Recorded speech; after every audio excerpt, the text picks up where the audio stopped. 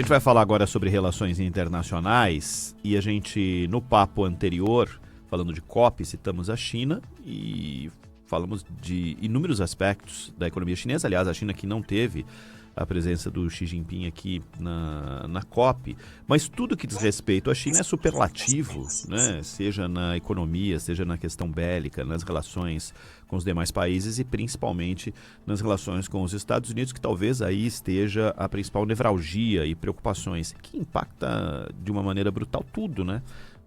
No assunto de economia lá na frente, sem dúvida as relações Estados Unidos e China têm algum tipo de impacto naquilo que pode se prever da estabilidade econômica mundial para os próximos meses, para os próximos anos. Estou aqui com o professor Alexandre Pires, professor de Relações Internacionais e Economia do IBMEC, que nos atende na manhã deste sábado. Como vai, professor? Bom dia. Bom dia, vou bem. Muito obrigado pelo convite. Obrigado, prazer é nosso. Eu estou aqui com o Cláudio Humberto e a gente vai bater um papo com o senhor. Queria saber a respeito, começar por uma das últimas notícias, que é a apresentação de um porta-aviões, um mega porta-aviões, e tem muito nas relações internacionais de mostrar aquilo que eu posso, né?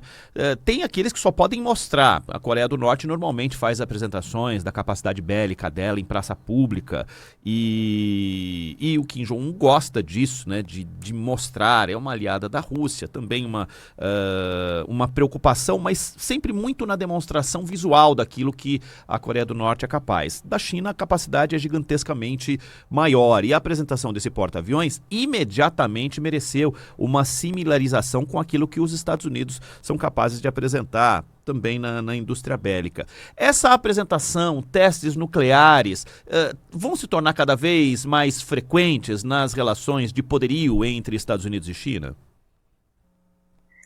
Nós estamos vivendo o prelúdio ali de uma corrida armamentista, Ronald. Esse tipo de porta-aviões, que é de uma classe mais elevada, ele indica que a China realmente quer projetar poder no Pacífico. Lembrando que o Pacífico é uma zona de dominância americana desde meados do século XIX, foi razoavelmente contestada pelo Império Japonês ali durante o entreguerras e a Segunda Guerra Mundial. Então, é como se nós estivéssemos vivendo novamente aquele momento extremamente preocupante. Isso se combina com a ampliação da produção de mísseis balísticos pela China, com mais locais de produção já detectados pelos satélites.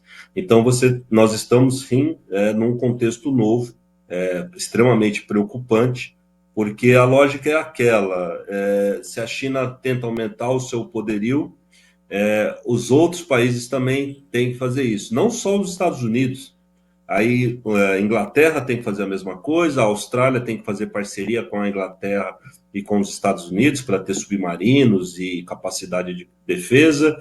O Japão começa a querer se rearmar. A própria Rússia, que é uma aliada da China, também acaba tendo que aumentar sua presença ali em Vladivostok. Então você acaba tendo um efeito em cadeia extremamente preocupante. E em algum momento tem que se decidir quem é o mais forte. E nós sabemos que a única forma que existe para isso é a guerra. Então o mundo tem assistido tudo isso com muita preocupação. Cláudio? Será que a gente perdeu o contato com o Cláudio? Pode ter perdido. Vamos tentar recuperar o contato com o Cláudio Humberto. Então, eu engato outra pergunta aqui para você, professor. Dizem que a questão da China com Taiwan não é uma questão de si, mas de quando vai acontecer a invasão chinesa em território taiwanês. E, historicamente, o governo americano protegeu de alguma forma aquilo que o território taiwanês tinha como independência com relação à China. Se todos indicam que não há dúvidas sobre si, mas sim sobre quando isso vai acontecer, a gente tem em Taiwan um ponto crucial das relações internacionais entre China e Estados Unidos, se isso se tornar efetivamente uma realidade? Sim, eu tenho dito em algumas ocasiões que o único evento que eu considero que levaria a uma terceira guerra mundial seria uma invasão chinesa a Taiwan. A questão de Taiwan não é só a questão de semicondutores ou uma questão de posição ou a ideia de um país, dois sistemas. É que, de fato, a China ela não tem um acesso direto ao Pacífico, né? Muitas vezes nós olhamos ali o mapa e não percebemos isso. Para ela chegar ao Pacífico, ela tem que passar pelo mar territorial da Coreia do Sul, do Japão, Filipinas, né? E Taiwan também teria ali o seu mar territorial. Então a China está presa ali no Mar Amarelo, no mar da China, do sul da China. Então ela não tem um acesso, ela acaba tendo que ter autorizações, por isso que ela não consegue projetar tanto poder. Nós escutamos muitas vezes falar de submarinos russos, navios russos pelos mares aí, mas não escutamos tanto falar isso da China porque é restrito. Inclusive, esses submarinos seriam de difícil lançamento por eles, seriam todos detectados por sonares.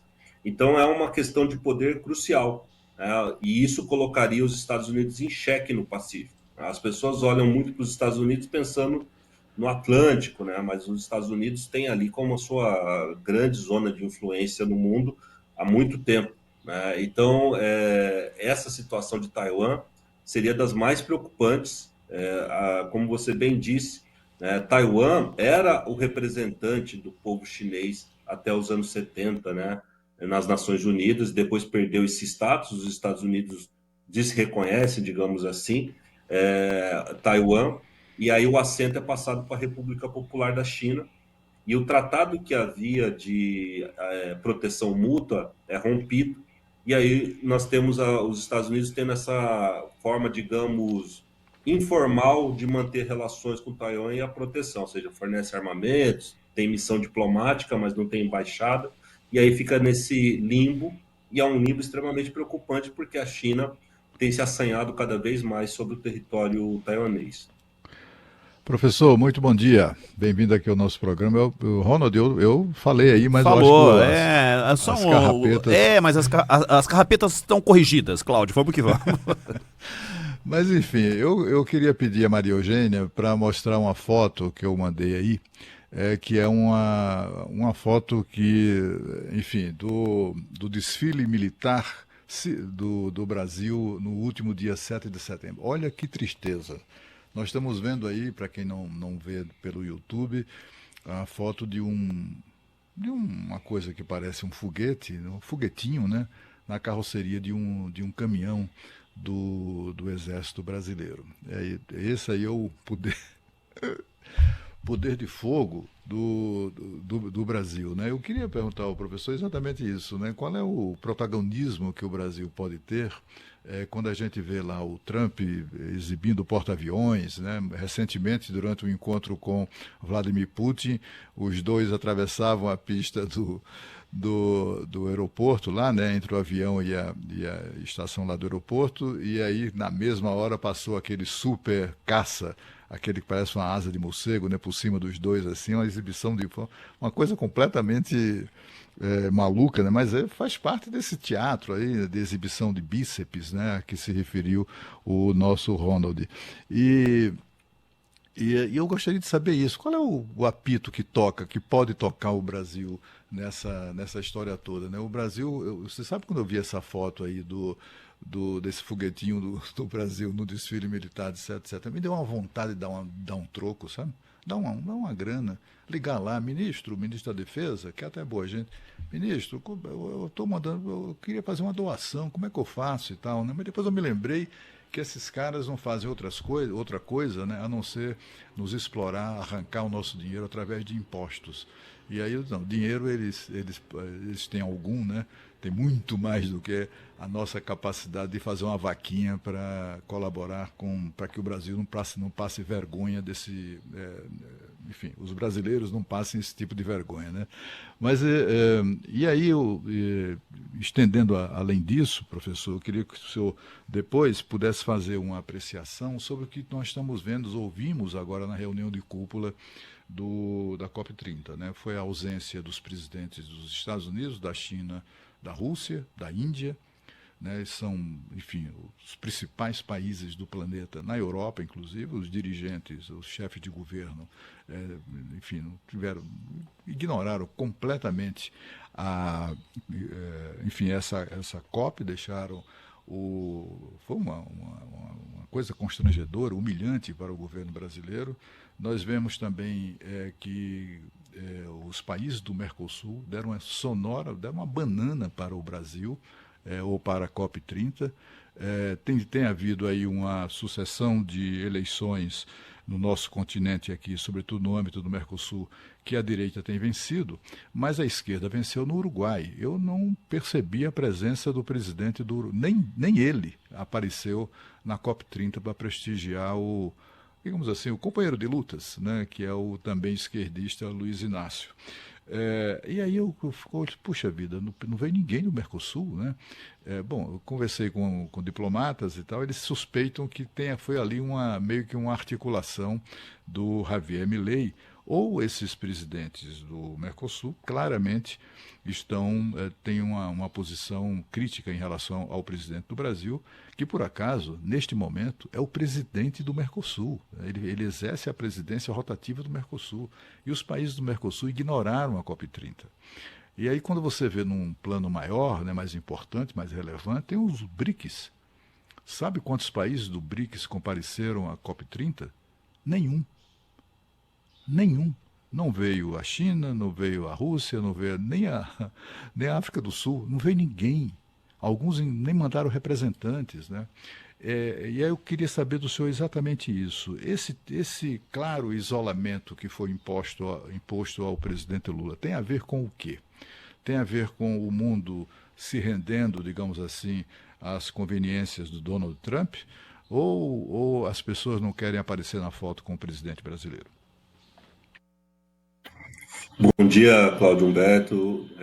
Nós temos uma situação, pegando o caso ali da capacidade militar brasileira, que sofre, né, com um orçamento pequeno há anos, mas nós temos que lembrar o seguinte: quando nós comparamos capacidade militar, tem esse ponto que você falou, que é o desenvolvimento tecnológico, que é fundamental, e tem um outro ponto que é o gasto, né? O nosso gasto aparentemente não é tão pequeno, né? Existe um professor de economia da Austrália que faz um estudo que ele chama lá de paridade do poder de compra militar.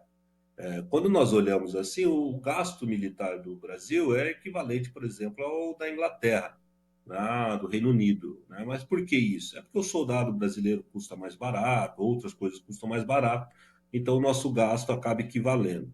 Isso é mais preocupante com relação à China e Rússia, porque quando nós olhamos China e Rússia só no dólar, né, sei lá, 20, 30, 40% do gasto americano.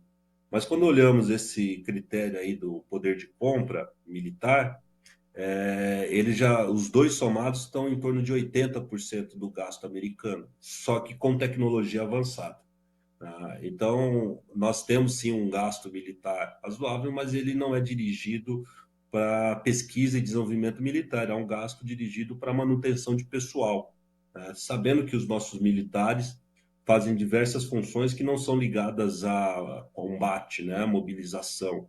Então, isso faz com que o gasto não se reflita ali num desfile todo paramentado com a última tecnologia. Mas também tem um detalhe importante, Claudio Berto, que muito da tecnologia militar ela depende da importação de alguns componentes. O Brasil não vai conseguir, e nenhum país consegue, nem mesmo a China. A China está doida para ter acesso, né, desesperada para ter acesso aos chips de última geração da NVIDIA, que estão proibidos, né, de serem exportados para lá pelo governo americano, porque isso vai permitir que eles avancem ainda mais no desenvolvimento militar deles, né? Então, o Brasil não tem esse laço de troca tecnológica com os Estados Unidos há décadas, né? O Brasil nunca conseguiu comprar um caça, nem de penúltima geração, né? Um F-35 nem sonhamos, né? Então, e agora, claro, com essas tensões, o Brasil está mais distante disso. É provável que a Argentina consiga acesso à tecnologia militar de ponta antes de nós, né? Então, isso é um cenário que nós temos que conviver. O Brasil, respondendo a sua pergunta, não é um player, né? Um ator importante ali nesse tabuleiro geopolítico, sobretudo do ponto de vista militar. Nós não temos essa capacidade de influir nesse jogo. E não temos alianças que permitam que nossa posição mude. Mas também temos que olhar o seguinte: a Austrália, que é óbvio, é um país menor, mas não economicamente menor que o Brasil, ela tem que ir lá e fazer acordos com o Reino Unido, com os Estados Unidos, para ter acesso a armamentos de última geração. Então, o Brasil teria que caminhar nessa direção. Com relação à COP, né, pegando os primeiros países que você citou, Rússia, Índia e China, né, é uma visão realista da COP. Né? Ou seja, esses países não estão interessados e não vão conter suas emissões de carbono. Né? A Índia tem uma massa empobrecida, ela precisa de gás, precisa de carvão, eles vão queimar tudo que puderem.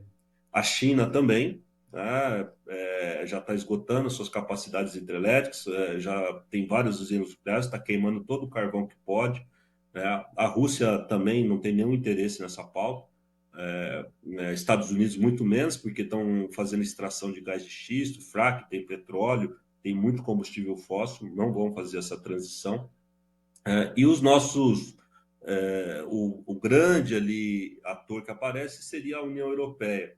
Mas a União Europeia ela tem deficiências de toda a ordem nesse sentido, né? Ela não tem combustíveis fósseis. Então, para ela tentar impor aos outros que eles não usem combustíveis fósseis seria uma vantagem econômica.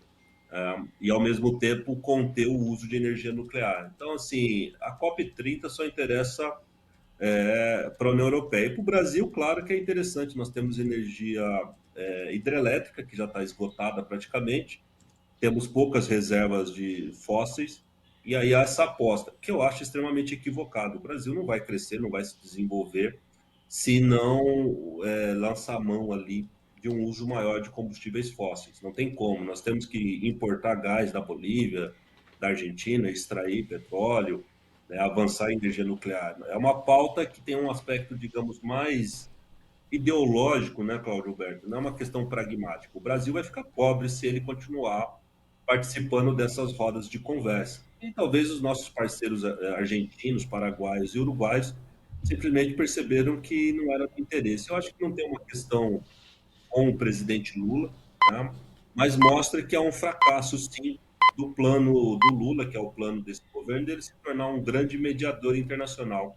Ele teve acesso a vários palcos, né? Presidência do Mercosul, do G20, presidência da Assembleia da ONU, vários momentos de aparecer, né, agora a COP30, mas não conseguiu fazer com que isso virasse ali uma grande vitrine internacional. É muito difícil, o mundo está com outras questões, né? Ou seja, outras coisas preocupam. E a agenda ambiental caiu para o fim o fim da página ali. Alexandre Pires, professor de Relações Internacionais e Economia do IBMEC, que nos atendeu na manhã deste sábado. Professor, muitíssimo obrigado pela tua atenção com a Rádio Bandeirantes. Até uma próxima.